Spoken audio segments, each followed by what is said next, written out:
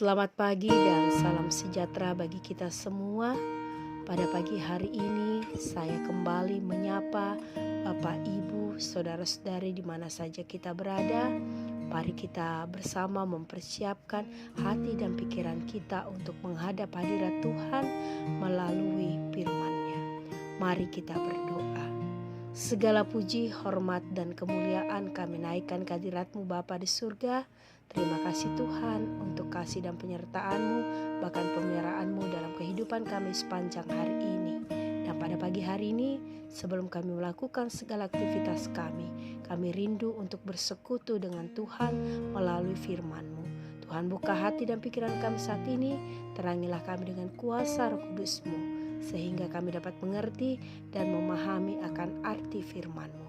Dalam firman Tuhan pada pagi hari ini terambil dalam surat Yohanes yang kedua, pasal 1, ayat 1 hingga ayatnya yang ke-13. Demikian firman Tuhan. Dari penatua kepada ibu yang terpilih dan anak-anaknya yang benar-benar aku kasihi. Bukan aku saja yang mengasihi kamu, tetapi juga semua orang yang telah mengenal kebenaran. Oleh karena kebenaran yang tetap di dalam kita dan yang akan menyertai kita sampai selama-lamanya. Kasih karunia, rahmat dan damai sejahtera dari Allah Bapa dan dari Yesus Kristus Anak Bapa akan menyertai kita dalam kebenaran dan kasih.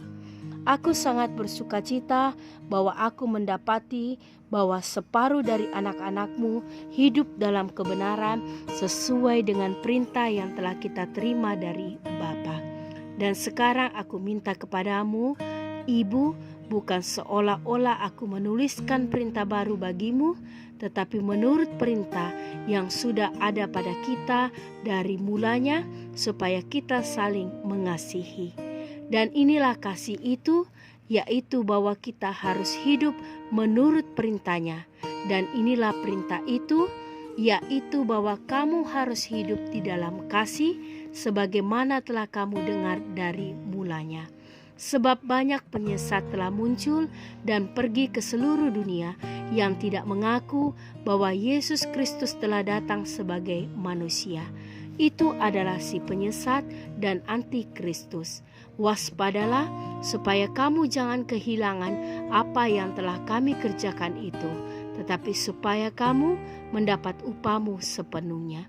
Setiap orang yang tidak tinggal di dalam ajaran Kristus, tetapi yang melangkah keluar dari situ, tidak memiliki Allah.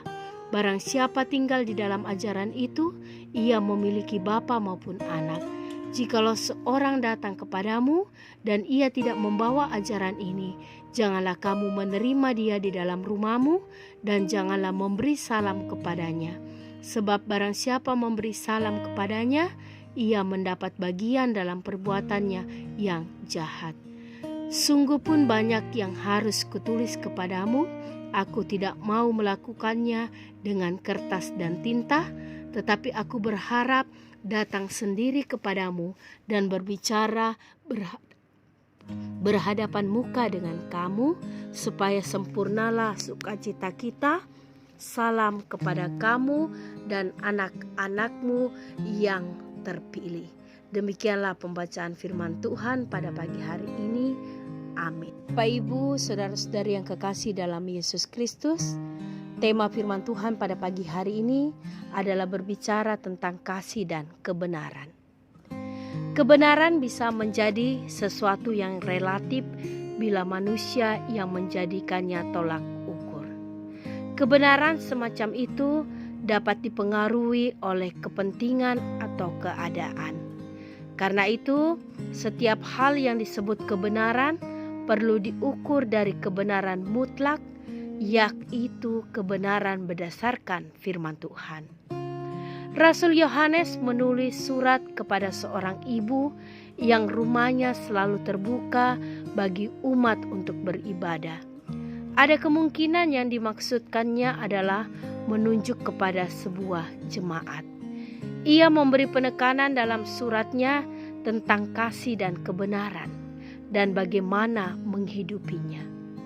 Kebenaran merupakan dasar kasih terhadap semua orang percaya yang bukan hanya sekedar diketahui tetapi perlu diterapkan. Kebenaran dan kasih tanpa penerapan sama halnya dengan sebuah kemunafikan. Iblis tidak tinggal diam melalui para penyesat. Ia bekerja dan berusaha mempengaruhi orang percaya untuk menolak Yesus dan ajarannya. Karena itu, orang percaya perlu saling menopang agar dapat tetap bertahan dalam menghadapi kasih dan kebenaran Tuhan, supaya dengan demikian orang percaya tetap memiliki Bapa dan anak. Philip Brooks katakan, kebenaran itu selalu kuat, tak peduli betapapun lemah tampaknya, dan kepalsuan itu selalu lemah, tak peduli betapapun kuat tampaknya. Hidup dalam kebenaran sering mendapat tantangan, termasuk dari dalam diri kita sendiri. Karena itu, perlu membangun relasi dalam kasih dengan orang di sekitar kita, agar kita saling menopang. Kebenaran dan kasih haruslah berjalan bersama dalam kehidupan berjemaat. Kebenaran menuntut kita bagaimana kita harus mengasihi dan menghidupi kebenaran yang kita terima dari Yesus Kristus Tuhan kita. Amin.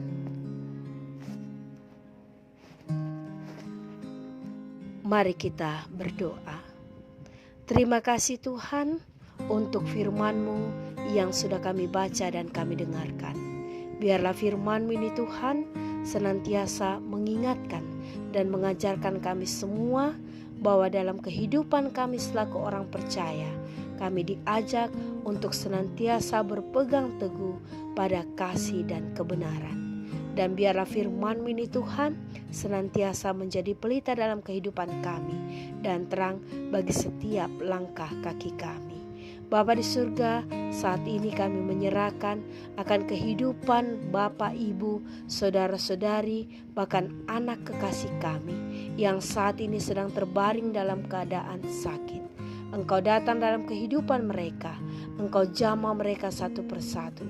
Dan biarlah oleh bilur-bilur-Mu, mereka semua dapat memperoleh kekuatan kesembuhan yang berasal dari Tuhan. Kami juga menyerahkan akan kehidupan pelayanan jemaat kami sepanjang 1 minggu mendatang. Biarlah Tuhan yang tetap senantiasa menuntun, menyertai, bahkan memberkati. Dan kami serahkan juga kehidupan bangsa dan negara kami. Tuhan berkati para pemimpin bangsa kami. Biarlah dengan takut akan Engkau, mereka senantiasa memimpin bangsa dan negara kami seturut dengan kehendak-Mu. Terima kasih Tuhan. Kami serahkan seluruh kehidupan kami. Ini doa syukur syafaat kami. Dalam anak-Mu Yesus Kristus, kami berdoa dan bersyukur kepada Bapa di surga. Amin.